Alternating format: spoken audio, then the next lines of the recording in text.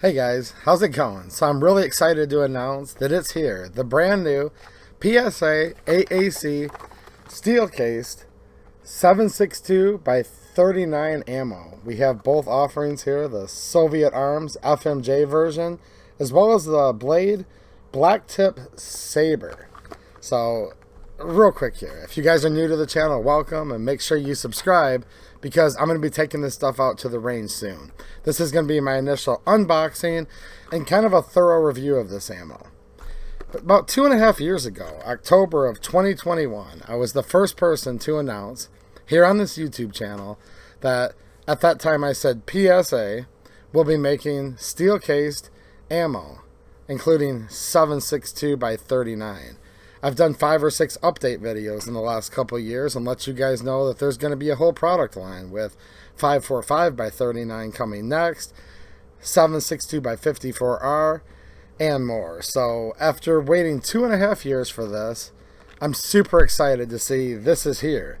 This is made in the USA, steel cased, 7.62 by 39, and that's an awesome thing. After the Russian sanctions by the current former vice president, a lot of us have been worried about these different Soviet, if you will, calibers going away or being hard to find, certainly. So this is awesome.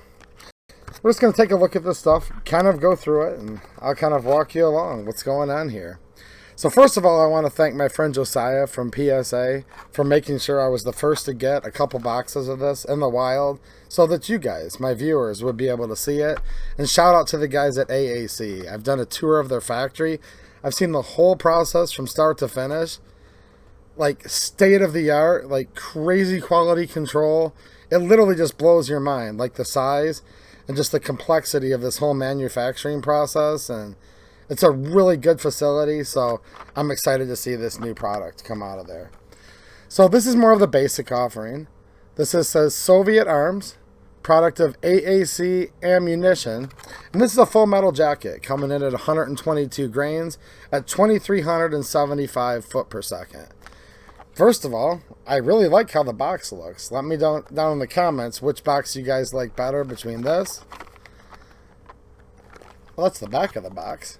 And the Sabre Blade Black Tip. I like both. Very attractive looking packaging, but I think I like the looks of this one just a little bit more, especially with that nice triangle logo there. So let's get into this. And I do have, as a control, if you will, a brand new box of this Russian Tula ammo. 122 grain, because most of you probably have experience with this, so we'll do a little bit of compare and contrast as we get into this video. So again, packaging's nice on the inside as well. It has a 20 count organizer tray here, which is nice, and I know a lot of you guys like to reuse these if you have loose ammo after the fact. So nice packaging, looking good so far. Alright, so this is steel case, which is typically what we think when we think of 7.62 by 39. However, there's going to be a little twist with this new offering from AAC versus a lot of the classic Wolf, Barnaul, Tula ammo, your different bears over the years, brown bear, silver bear. This is going to be a range-friendly copper jacket, whereas with your traditional steel case, import stuff, it attracts a magnet. I have a real powerful magnet here. This is a non-magnetic jacket, so should be range friendly in most cases, I assume. Another big difference, whereas the Russian ammo is Burdan primed, we're looking at a boxer primer here.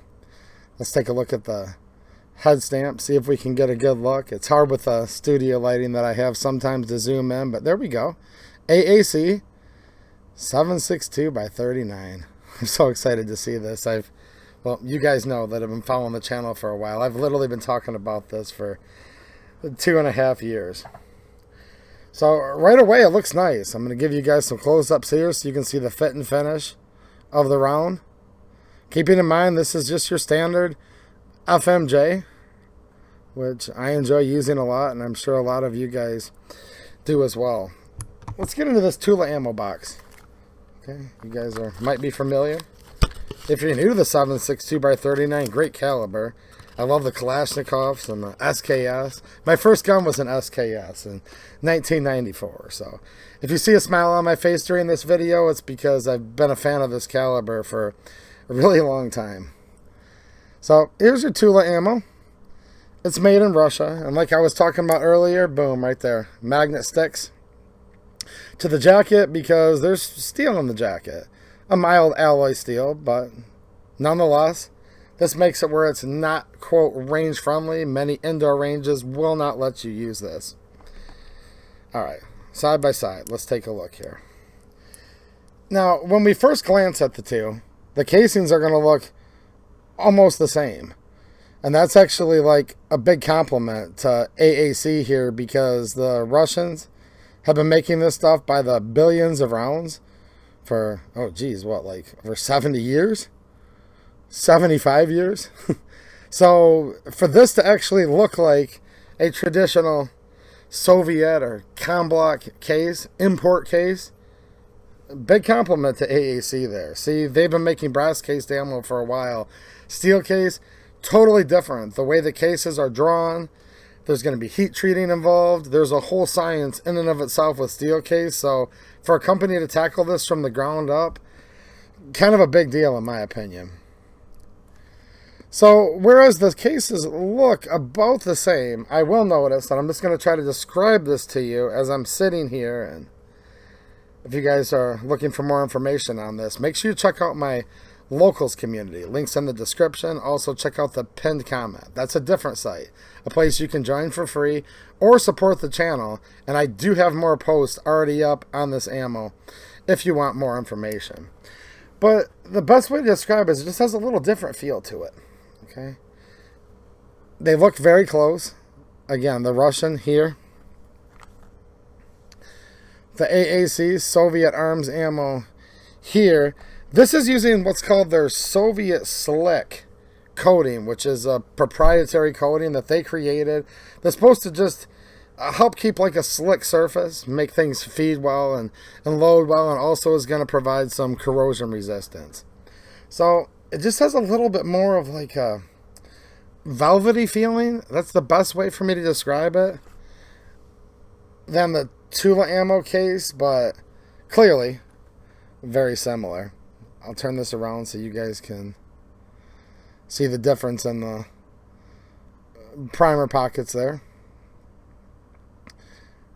You can see the Tula ammo versus the AAC. And I know this is getting a little bit nerdy, but I thought maybe some of you guys want to know about this. Either you're excited or you just need to find more facts before maybe you're interested in any or not, or whatever your deal is. And I think I'm the first person that's going to have an in-depth review on this ammo on the internet because, again, like, not for me, but my friend Josiah at PSA and the guys at AAC know how much that my viewers, all of you, have been looking forward to seeing this ammo. Packaging is a big difference. See, we have more of the oblong rectangular box with that nice plastic tray, where the Russian ammo and from other countries, stuff that you've been familiar with for a while, just kind of comes in this little brick. And sometimes you just look at these boxes and they fall apart in shipping or otherwise. So I'm definitely going to give the packaging advantage to the AAC product, like, for sure, right? Let's look at the next one here. This is a Sabre blade black tip. Now I like that they put the velocity of these right on the box. We're coming in at 2,375 foot per second. This is 123 grain.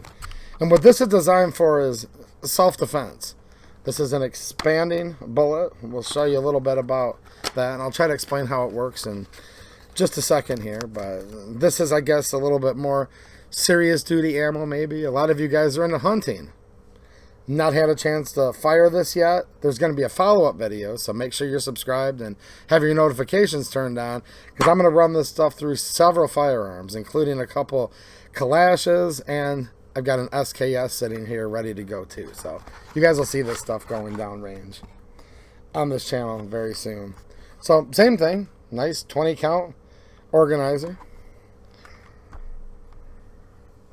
Steel case, same standard fare. And again with that Soviet slick, that's their I guess, patented technology, right? Very velvety. Same thing, we're looking at a copper jacketed bullet. Does not attract a magnet, so we're looking at range friendly again, right? Once we start getting over to the case, though, it is a steel case, obviously. Same head stamp. Same boxer primer, okay? I know a lot of you guys wanted to know about that, and that's why we did the Your Questions Answered video a couple months ago. So we basically have a ballistic tipped hollow point here. That's what this is. With a black polymer tip, which I would notice is quite pointy, like, ouch. Yeah, watch yourself with this because it's like, ooh, pretty sharp. You could probably draw blood with this without even firing it, actually. So this, they say, is designed for maximum expansion as well as bullet weight retention, which is a cool thing because if you're looking for self-defense, first of all, the most important part with any round is that it's going to feed, function, and fire. It needs to get out of the feeding device, whether it's a magazine or otherwise, into the chamber. Then it needs to go click, bang, not click, no bang, but bang, and then it needs to cycle the firearm, assuming it's a semi-auto. That's the most important part. Then we get into the nuances for self-defense, and there can be debates over this, but to stop a threat, sometimes it takes a little more than a flesh wound. So with certain ammo that's known to rapidly expand and sometimes break apart, that can be devastating in certain scenarios, but sometimes you're just not going to have that penetration. So when we're focusing on expansion as well as weight retention, you're hoping that it's going to have a large enough permanent wound cavity as well as retain enough weight so it can continue to penetrate into the areas that's needed to stop the threat or stop the game that you're taking if you're a hunter. Real brief analysis, in my opinion, of how that works. So, again, you might not look at it this way, but I'll tell you what this is. In essence, it's a hollow point with a polymer that's called a ballistic tip in the end. What does the tip do? You guys can answer down in the comments if you'd like, but I'll tell you. It's designed to basically do two things. First of all, when going through fabric, clothing, things like that, think especially like a thick, jacket, a hollow point could have the tendency to clog. So this is going to resist clogging and filling up the hollow point prematurely. Now, when it hits the fluidic medium, people are like 90% water or so, something like that. A hollow point is designed to, with the pressure that's imparted on, expand and open up. Leaf out, flower out, peel open. There's different ways to describe it, and many different pieces of hollow point ammunition expand and act differently in a fluidic medium, right? The other big feature of the tip is it's designed to drive into the hollow point to help force that expansion open. So that's the two primary purposes for it, in my opinion, with a third purpose being it can help with the aerodynamics in the air and maybe give the bullet a little bit truer flight pattern for accuracy, right? So that is something worth mentioning. And in my opinion, probably the most important are the first two I said, but AAC is talking about that they do strive for accuracy with these rounds as well. There's been different offerings before with these polymer tips, different colors from different makers. I'm not here to talk about all of those, but to see this made in the USA, the value of this ammo, like, it's extremely, extremely reasonable. We're not going to get into exactly how much here because I can't promote sites like this here on YouTube. However, there is additional information that you guys can check out on my locals community. Links in the pinned comment as well as the description, where we've already actually talked about this on my locals live stream, and we'll be talking about this stuff more as time goes on. Let me know in the comments. I have a couple questions for you all. First of all, which one interests you the most? Well, I guess let's back up. Are you interested in this ammo? I'm like super excited. And if so, and I know you're at least mildly interested or like super interested, obviously, this is really, really cool stuff. Are you guys more excited about the Soviet arms 122 grain FMJ, or are you a little bit more excited about The Sabre Blade Black Tip. Spoiler alert, I'm actually excited about both for different reasons. So, and I have more of both coming on the way, and I'm going to be shooting this more on the channel as time goes on. Also, packaging. What do you think? Little square cardboard box that's I'm having a hard time even getting the flap. Now look guys, I bought more import ammo, whether it was from Russia and many other countries, than probably almost anybody. I love this stuff. Wish it was never banned. Obviously, I know PSA and their sister companies wish this stuff was never banned. But it was. But it is what it is. Hard to get this stuff now. It is in the process of drying up. But with that said, what packaging do you like more? This might seem a little more space efficient, to be fair. So maybe that's a little bit of a plus for the Tula ammo, right? As far as durability, as far as the ammo staying in one piece, as far as having that organizer, which is very nice to load up at the range with, I'm going to give the plus to the AAC products, obviously. Man, I can't wait to shoot this ammo for you guys, and then I'm going to take the empty box, and I definitely want to like display it somewhere on set just so we can all enjoy it, because that's like a really cool box.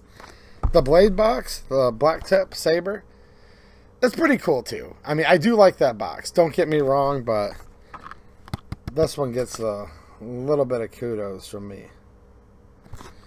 2.5 years, guys.